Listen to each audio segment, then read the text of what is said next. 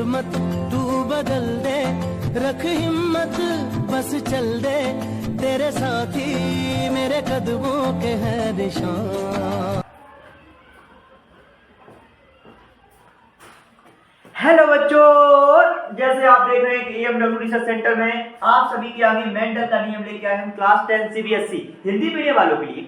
आप देखिए, बस हमारे YouTube चैनल को देखते रहिए और हमारी वीडियो को देखते रहिए कि कैसे मेंटल का नियम सवाल पूछता है CBSE में हिंदी मीडियम वाले छात्रों के लिए कि मेंटल का नियम था क्या। बस इतना समझना है, मेंटल का नियम था क्या। अब देखो कैसे मेंटल का नियम। तो मेंटल ने क्या नियम दिया, मटर के पौधे लिए, मटर के पौधे, क्या मटर के पौधे,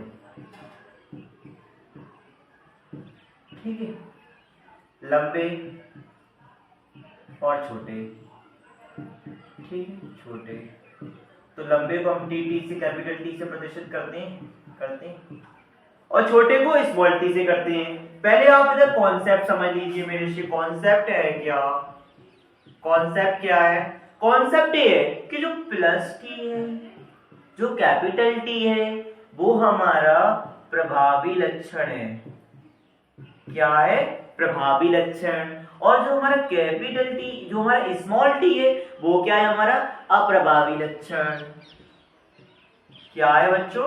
अप्रभावी लक्षण।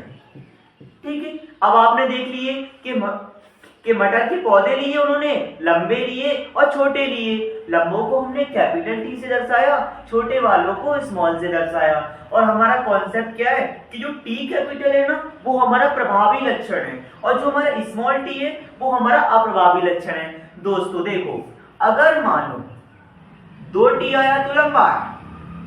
अभी हम इसका क्रॉस मल्टीप्लाई कराएंगे तो आप देख लेना कि देखो, अगर कैपिटल टी आया तो लंबा है, अगर स्मॉल टी आया तो छोटा है, ठीक है ना। अगर मानो, अब बात फंस जाएगी, अगर कैपिटल और स्मॉल आ गया तो क्या होगा? तो भी लंबा होगा। क्यों होगा? इसलिए होगा क्योंकि हमने पढ़ रखा है टी इज अ प्रभावी लक्षण। कैपिटल वाले हमारे प्रभावी लक्षण होते हैं, तो ये भी लंबा होगा, ठीक है।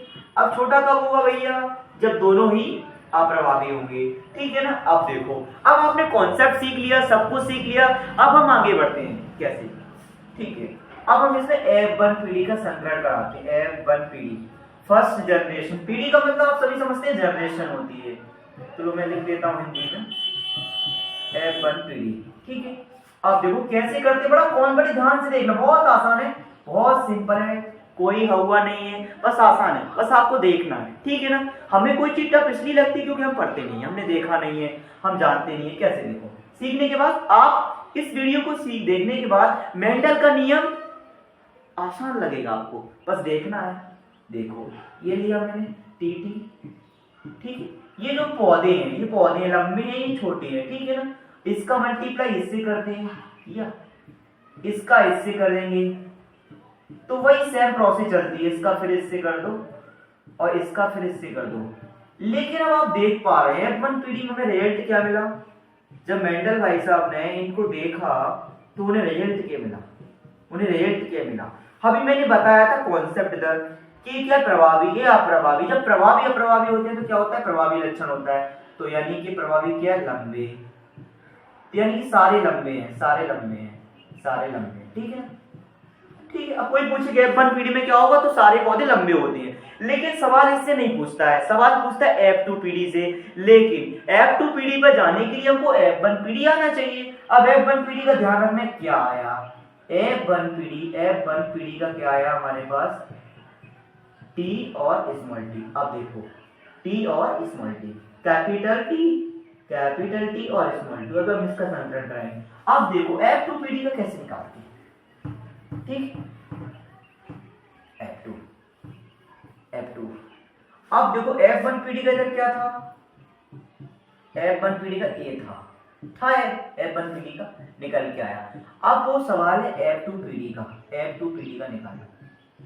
F2 पीढ़ी का कैसे नहीं? वही सेम प्रोसेस। अब देखो, वही मल्टीप्लाई करेंगे हम।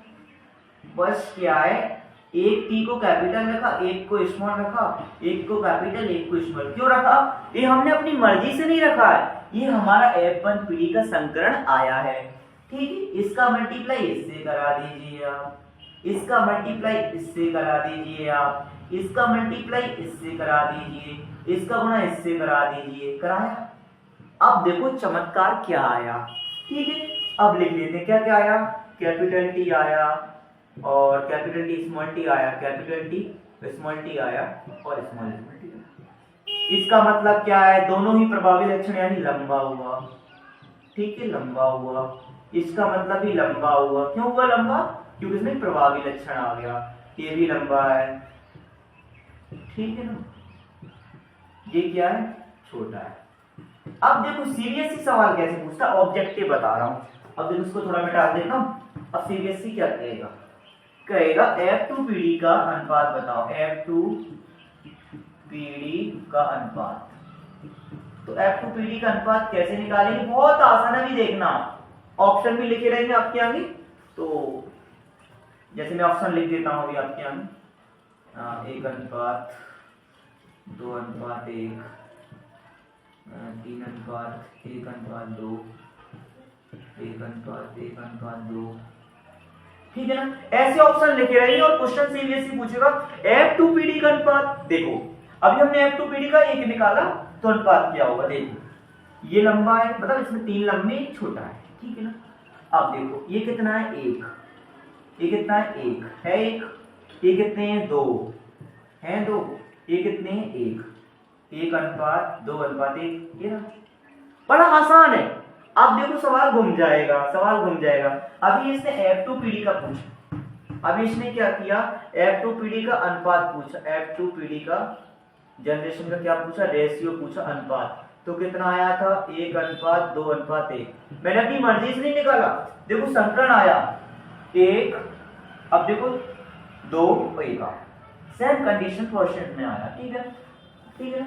अब देखो इसने पूछा अभी तो ये। अब दूसरा क्वेश्चन क्या पूछेगा, दूसरा क्वेश्चन पूछेगा कि लंबे F2PD के F2PD में F2PD के लंबे व छोटे, लंबे व छोटे का अनुपात। पौधों का अनुपात, तो लंबे कितने हैं, 3, छोटे कितने हैं, 1, बस ये अनुपात आगे खेल करता हूं, इतना ही है। अब देखो शुद्ध पूछेगा, लंबा शुद्ध। अब देखो टोटल कितने हैं, कैपिटल टी एक बार आया है, स्मॉल टी ए आया है, तो इसका अनुपात क्या होगा, 1:1। बस इतना आपको समझना है, ठीक है दोस्तों, बस। और आप मिलते हैं अगली वीडियो में, जय हिंद।